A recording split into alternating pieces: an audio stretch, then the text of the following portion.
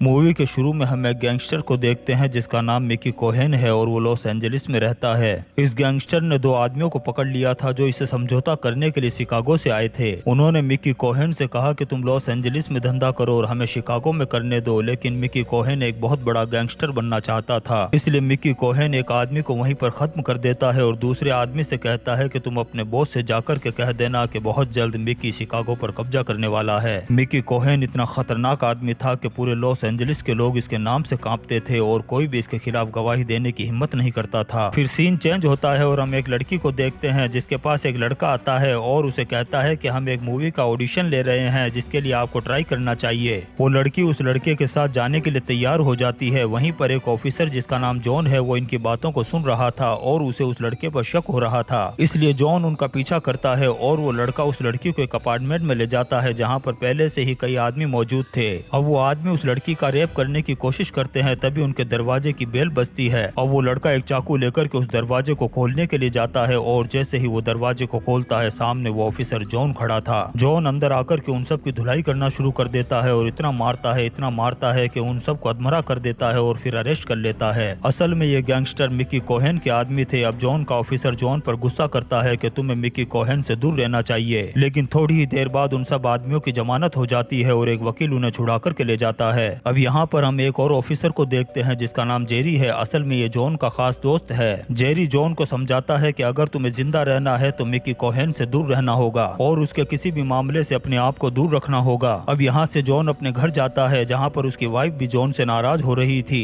वो जॉन से कहती है कि तुम्हें इन मामलों में नहीं पड़ना चाहिए, तुम जानते हो कि तुम एक बच्चे के बाप बनने वाले हो। जॉन एक कमांडो था जो रिटायर्ड होने के बाद उसने पुलिस ज्वाइन कर ली थी। उधर गैंगस्टर मिक्की बहुत गुस्से में होता है और उस आदमी को जिंदा जला देता है, ये कहते हुए कि तुमसे एक लड़की भी नहीं संभाली गई। अब यहाँ हम एक रेस्टोरेंट में जेरी को देखते हैं जो अपने एक दोस्त जैक से मिलता है। जैक जॉन की कार को चलाया करता था और गैंगस्टर मिक्की की खबरें जॉन को दिया करता था। इसी रेस्टोरेंट में गैंगस्टर मिक्की कोहेन कुछ बड़े बड़े लोगों के साथ बैठा हुआ था। जैक गैंगस्टर मिक्की कोहेन के पास बैठे हुए सभी लोगों के बारे में जेरी को बताता है। फिर जेरी जैक से उस गैंगस्टर के बगल में बैठी हुई लड़की के बारे में पूछता है। तब जैक कहता है कि इस लड़की का नाम ग्रेस फ्राडे है और ये इस गैंगस्टर मिक्की को एटिकेट्स सिखा रही है। जेरी उस लड़की से अट्रैक्ट होता है। अब वो लड़की जैसे ही ड्रिंक्स लेने के लिए जाती है, जेरी उठकर के उस लड़की के पास जाता है और उसे बातें करना शुरू कर देता है और ग्रेस को इम्प्रेस करने की कोशिश करता है। फिर अगले दिन जॉन के पास चीफ का मैसेज आता है जिसमें चीफ ने जॉन को अपने पास बुलाया था। अब जॉन समझता है कि चीफ भी उसे गैंगस्टर मिक्की से दूर रहने की बात कहेंगे। जब जॉन चीफ के पास जाता है तो ये सुनकर के हैरान हो जाता है कि चीफ जॉन को उस गैंगस्टर मिक्की से दूर रहने की बजाय उसे बर्बाद कर देने की बात कर रहे हैं और ये भी कहते हैं कि उसे जान से नहीं मारना है क्योंकि अगर उसे मार दिया गया तो उसकी जगह कोई और आ जाएगा। अब जॉन गैंगस्टर मिक्की को तबाह और बर्बाद करने के लिए तैयार हो जाता है, लेकिन वो ये काम एक पुलिस ऑफिसर बनकर के नहीं करना चाहता था। अब चीफ जॉन से कहते हैं कि इस काम के लिए तुम्हें एक टीम की जरूरत पड़ेगी। दूसरी तरफ हम जेरी और ग्रेस को देखते हैं जो एक दूसरे को पसंद करने लगे थे और बहुत ज्यादा करीब आ चुके थे। जेरी ने ग्रेस से झूठ बोल दिया था कि वो एक बुक सेल्समैन है। ग्रेस भी जेरी से कहती है कि वो गलती से गैंगस्टर मिक्की के पास फंस गई है और उसे अगर हमारे बारे में पता चल गया तो वो तुम्हें जान से मार डालेगा। वहीं जॉन अपनी टीम बनाने के लिए जेरी से बात करता है, लेकिन जेरी उसे मना कर देता है और कहता है कि ये सब तुम्हें नहीं करना चाहिए, इससे तुम अपनी जान से हाथ धो बैठोगे। फिर जॉन वहाँ से एक आदमी के पास जाता है जिसका नाम हैरिस है। वो जॉन की टीम को ज्वाइन कर लेता है। फिर जॉन दूसरे आदमी के पास जाता है जो एक पेशेवर निशानेबाज था जिसका नाम मैक्स है। वो पहले तो मना कर देता है लेकिन बाद में जॉन की टीम को ज्वाइन कर लेता है। अब जॉन को अपनी टीम को कंप्लीट करने के लिए एक आदमी की जरूरत थी। इसके लिए वो एक इलेक्ट्रॉनिक एक्सपर्ट के पास में जाता है जिसका नाम कॉनवेल है। कॉनवेल एक माहिर एक्सपर्ट है। वो किसी के भी फोन को टेप कर सकता है और किसी के भी घर में हियरिंग डिवाइस लगा सकता है। इसलिए कॉनवेल का जॉन की टीम में शामिल होना बहुत जरूरी था क्योंकि वो कॉनवेल की इस महारत की वजह से गैंगस्टर मिक्की की हर चीज पर नजर रख सकते थे। जॉन अपनी सारी प्लानिंग कॉनवेल को बताता है और कॉनवेल जॉन की टीम को ज्वाइन कर लेता है। फिर हम गैंगस्टर मिक्की को देखते हैं जो दूसरे गैंगस्टर को धमकी दे रहा था और उसे कहता है कि बहुत जल्द यहाँ पर सिर्फ मेरा राज चलेगा और जो भी मेरे रास्ते में दीवार खड़ी करेगा मैं उसे कुत्ते की मौत मार दूंगा। तो वो दूसरा गैंगस्टर कहता है कि तुम ये गलत कर रहे हो, तुम्हें अपनी हद में रहना चाहिए जैसा कि हम सब अपनी हद में हैं। लेकिन गैंगस्टर मिक्की कहता है कि नहीं, हर जगह सिर्फ मेरा ही राज होना चाहिए। दूसरी तरफ हम जॉन को देखते हैं जिसने गैंगस्टर मिक्की को तबाह और बर्बाद करने की प्लानिंग कर ली है। इसके लिए वो सबसे पहले उसके कैसीनो पर हमला करने वाला है। अब इसके लिए वो अपनी टीम को लेकर के उस कैसीनो के अंदर घुस जाता है। जैसे ही जॉन अपनी टीम के साथ हमला करने के लिए अंदर जाता है बहुत सारे पुलिस वाले उन पर गन तान देते हैं। ये वो पुलिस वाले थे जो गैंगस्टर मिकी के टुकड़ों पर पल रहे थे। अब ये सभी लोग यहाँ से वापस भागने लगते हैं, लेकिन वो पुलिस वाले जॉन और हैरिस को पकड़ लेते हैं। अब ये पुलिस वाले जॉन और हैरिस को पुलिस स्टेशन लेकर के जाने लगते हैं। तभी हम जेरी को देखते हैं जो सड़क पर घूम रहा था। यहाँ पर जेरी एक शूज पॉलिश करने वाले लड़के के पास जाता है और अपने शूज को पॉलिश करवाता है। शूज पॉलिश करते हुए वो लड़का जेरी से कहता है कि जल्द से जल्द आपको यहाँ से चले जाना चाहिए,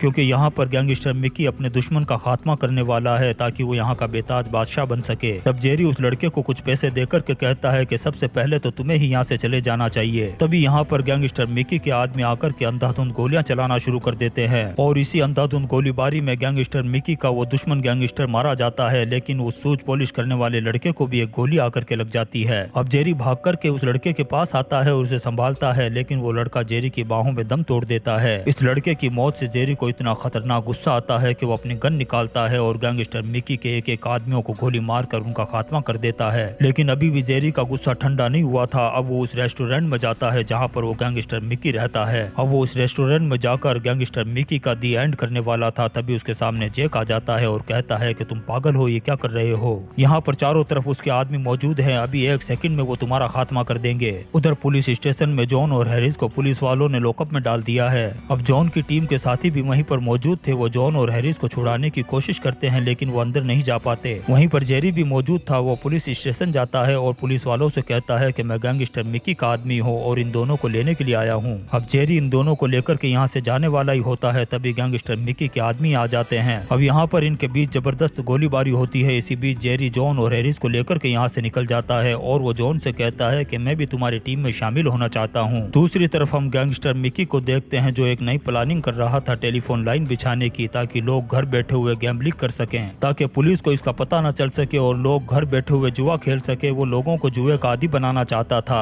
उधर जॉन भी अपनी टीम के साथ मिलकर के गैंगस्टर मिकी के अड्डों को बर्बाद करता रहता है और उसके बिजनेस को एक एक करके खत्म करते जाते हैं। लेकिन गैंगस्टर मिकी का बिजनेस और उसका साम्राज्य इतना बड़ा था कि उसे इन छोटे मोटे नुकसान से कोई फर्क नहीं पड़ रहा था। इस बात को जॉन और उसकी टीम भी समझ रही थी, इसलिए जॉन अपनी टीम के साथ प्लानिंग करता है कि हम गैंगस्टर मिकी के घर पर हियरिंग डिवाइस लगाएंगे ताकि उसकी सारी बातों को सुन सके और उसको तबाह और बर्बाद कर सकें। इसीलिए अब ये सारे लोग रात के वक्त गैंगस्टर मिकी के घर पहुंचते हैं और वो हियरिंग डिवाइस लगा देते हैं। अब ये गैंगस्टर मिकी की सारी बातों को सुनने लगते हैं। तभी इन्हें पता चलता है कि गैंगस्टर मिकी का बहुत सारा ड्रग्स एक ट्रक के अंदर इस शहर में आने वाला है। अब ये सभी लोग उस जगह पर पहुंच जाते हैं जहां पर वो ड्रग्स का ट्रक आने वाला है और उस ट्रक को ये तबाह और बर्बाद कर देते हैं। इससे गैंगस्टर मिकी का एक बहुत बड़ा नुकसान हो जाता है। जब उसे इस बात का पता चलता है तो वो खतरनाक गुस्से में आ जाता है और कहता है कि इतनी हिम्मत किसकी हुई जिसने मिकी को बर्बाद करने की कोशिश की। अब वो अपने सारे आदमियों को जमा करता है और इसका पता लगाने के लिए सबको काम पर लगा देता है। उधर जॉन को पता लगता है कि गैंगस्टर मिकी एक टेलीफोन लाइन बिछा रहा है जिसके जरिए से लोग घर बैठे हुए जुआ खेल सके। तब ये प्लानिंग करते हैं कि हम उस टेलीफोन लाइन को तबाह और बर्बाद कर देंगे।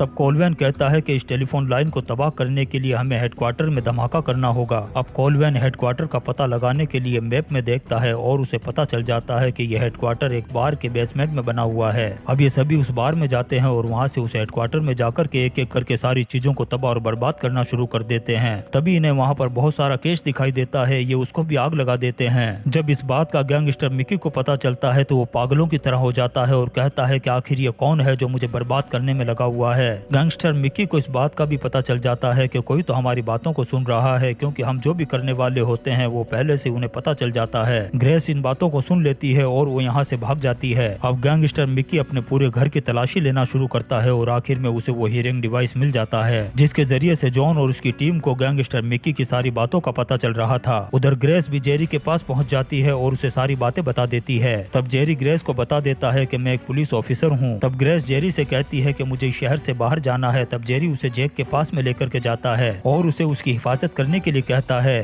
क्योंकि तुम गैंगस्टर मिकी के आदमी हो और वो तुम पर डाउट नहीं करेगा और यहाँ पर ग्रेस सेफ रहेगी। ग्रेस को वहीं छोड़कर के जेरी चला जाता है। अब ये लोग फिर से गैंगस्टर मिकी की बातों को सुनने लगते हैं। तभी इन्हें एक और डील का पता चलता है। गैंगस्टर मिकी को उस हियरिंग डिवाइस के जरिए से ये पता चल गया था कि कोई हमारी बातों को सुन रहा है। मिकी ने जानबूझकर इस डील की बात कही थी ताकि वो लोग इस डील को तबाह करने के लिए वहाँ आए और पकड़े जाएं। अब उस डील की जगह पर एक बहुत बड़ा धमाका होता है और सभी तहस नहस हो जाते हैं। अब ये सोचते हैं कि गैंगस्टर मिकी यहाँ पर आएगा, लेकिन जब इन्हें पता चलता है कि कॉनवेल वहाँ पर अकेला है तब ये वहाँ जाने लगते हैं। लेकिन इनसे पहले गैंगस्टर मिकी वहाँ पहुँच जाता है और वो कॉनवेल को मार देता है। कॉनवेल की बॉडी को देख करके अब जॉन सोचता है कि अगर उन्होंने जल्दी गैंगस्टर मिकी को नहीं मारा तो वो एक एक करके हम सबको मार देगा। अब जॉन यहाँ से गैंगस्टर मिकी के घर पर जाता है, लेकिन वहाँ पर कोई नहीं था। तभी यहाँ पर कुछ लोग जॉन से कहते हैं कि तुम्हारे घर पर किसी ने हमला कर दिया है। अब जॉन यहाँ से अपने घर की तरफ जाता है और वहाँ जाकर के जब देखता है तो उसकी बीवी एकदम सही सलामत थी और उसने एक बाथ टब के अंदर एक बच्चे को जन्म दे दिया है और दोनों वो एकदम ठीक है। घर पर हमला होने की वजह से जॉन काफी गुस्से में था और इस बात का पता उस चीफ को भी चल जाता है। अब हर जगह बस यही बात हो रही थी कि ये काम पुलिस वालों ने किया है, इसलिए उस चीफ के साथ साथ सभी को सस्पेंड कर दिया जाता है। इससे जॉन काफी टेंशन में आ जाता है, इसलिए वो अपनी वाइफ को इस कंट्री से बाहर भेज देता है क्योंकि वो जानता था कि गैंगस्टर मिकी उसके घर पर कभी भी हमला कर सकता है और उसकी वाइफ को मार सकता है। अब जॉन जेरी के पास जाता है और एक प्लानिंग करता है। तभी ग्रेस वहाँ आ जाती है और कहती है कि मिकी ने वहाँ आकर के जैक को मार दिया है और उसने किसी तरह से छुप करके अपनी जान बचाई है।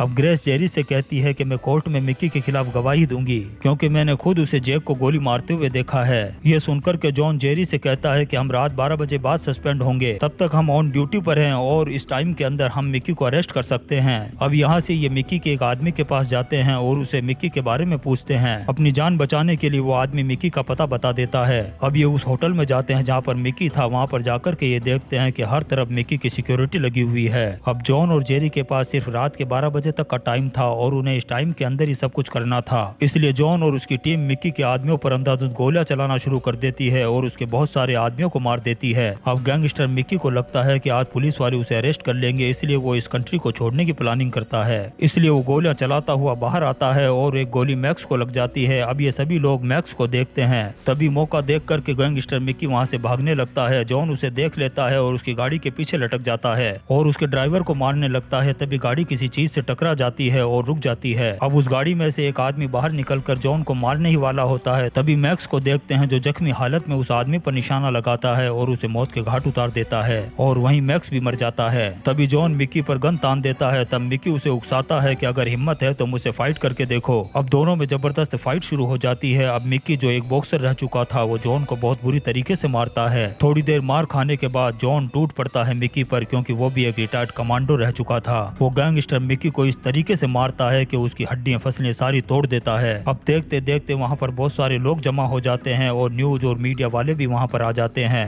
यहाँ पर ये सभी लोग देखते हैं कि जिस आदमी का डर पूरे शहर में था, जिसके नाम से लोग कांपते थे, एक पुलिस वाला उसको किस तरीके से मार रहा है। अब मिकी भी इस चीज को देख लेता है कि लोगों ने उसे मार खाता हुआ देख लिया है। अब किसी के भी दिल में उसका डर और खौफ नहीं रहेगा, इसलिए वो रोने लग जाता है क्योंकि आज से उसकी हुकूमत, उसका साम्राज्य, उसका दबदबा सब कुछ खत्म हो चुका था। अब यहाँ से पुलिस वाले मिकी को जेल में ले जाते हैं और उसे कोर्ट में उम्र कैद की सजा हो जाती है। जॉन और जेरी को भी वापस से नौकरी पर बुला लिया जाता है, लेकिन जेरी इस नौकरी को छोड़कर ग्रेस के साथ रहना शुरू कर देता है और ये शानदार मूवी यहीं पर खत्म हो जाती है। फ्रेंड्स, हम आपके लिए ऐसी ही इंटरेस्टिंग मूवीज को लेकर के आते रहेंगे, तो आप चैनल को सब्सक्राइब जरूर करें, लाइक और कमेंट्स भी करें। Thank you.